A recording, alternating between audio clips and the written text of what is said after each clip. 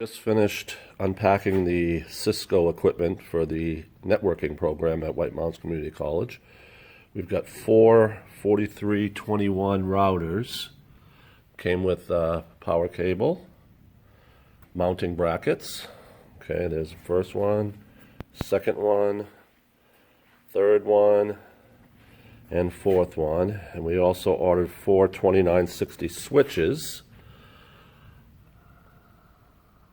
Okay, and that also came with a power cable and mounting brackets. And there's 1, 2, 3, 4.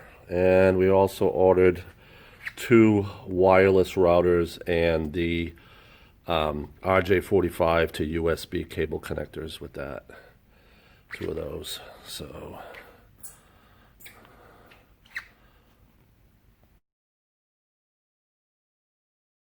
setting up my Cisco 4321 routers. Those are the two at the top, and the 2960 switches at the bottom. I put on a shelf for the wireless router that we ordered. It's a Linksys router, and all of the equipment that goes with it. And I did that on two separate racks, identical.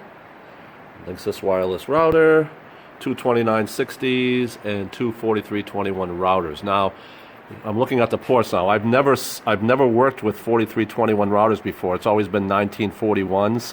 So the serial ports are not available on this router. They're connected with Ethernet instead. So there's a little bit of a learning curve here.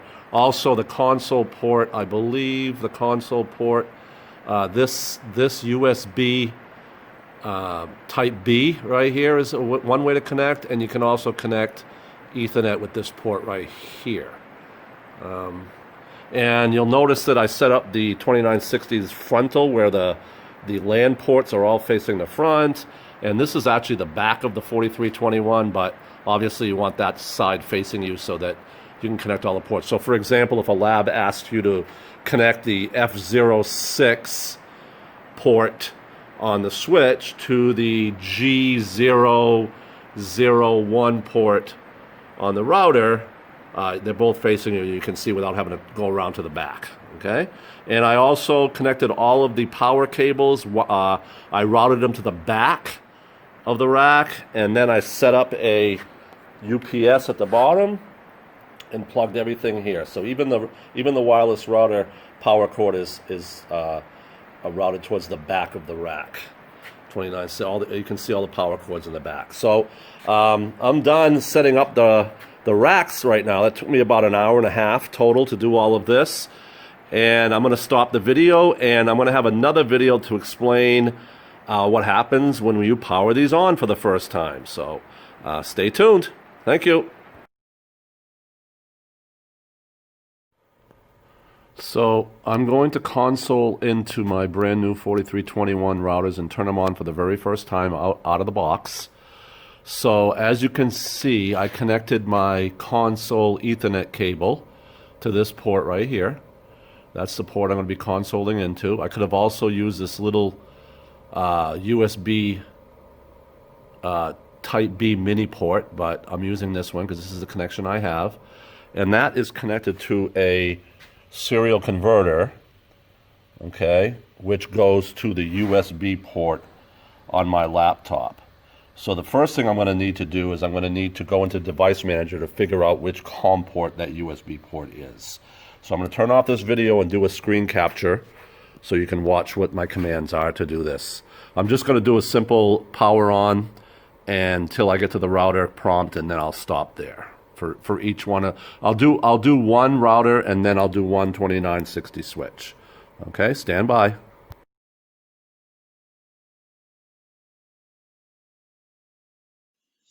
Okay, so I'm ready to run my 4321 Cisco router for the first time right out of the box.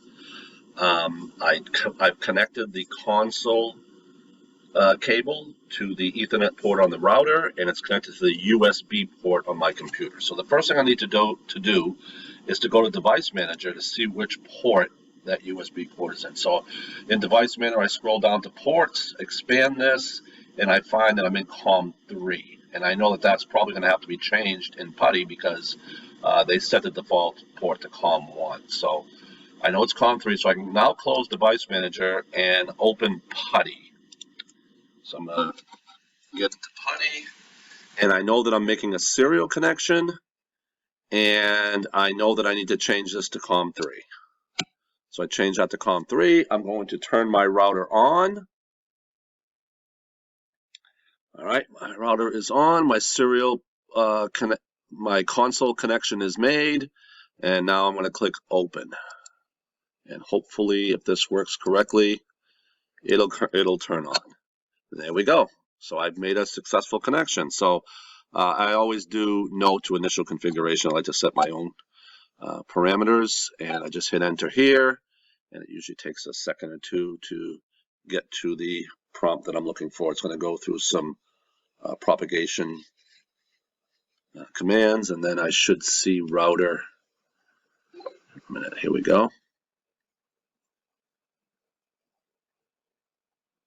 So far everything looks good.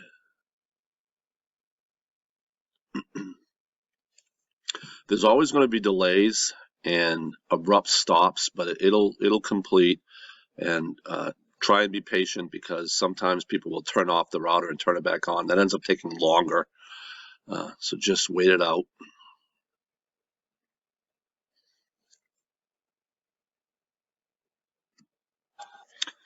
Okay, so there's my router. So I am not going to change any configurations because I don't want to do erase NVRAM and then reload. So I'm just gonna get into config mode. So enable config T, and I'm able to program my router. So this router looks good. I have a second one I'll do outside of this video, but I do want to test one of the 2960 switches. So I'm going to stop this video and restart a second one with the 2960. So I'm going to stop this video now, and thanks for watching.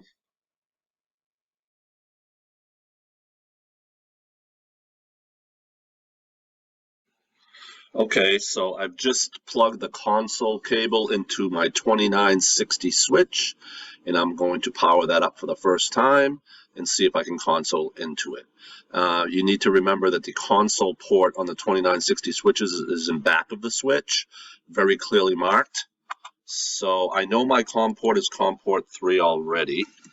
So I'm going to go into PuTTY again, and I'm going to make the serial connection. Console connection to COM3. I'm doing this for the first time, so it might take a second. Oh, I got right in. Wow, that was quick. All right, so I can obviously type commands. I don't want to make any changes because I don't want to have to erase NVRAM, so I'm just going to exit out of here.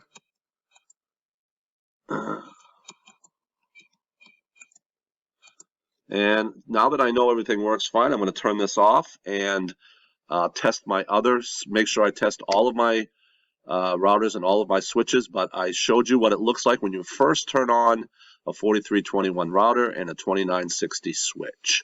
Thanks for watching my videos.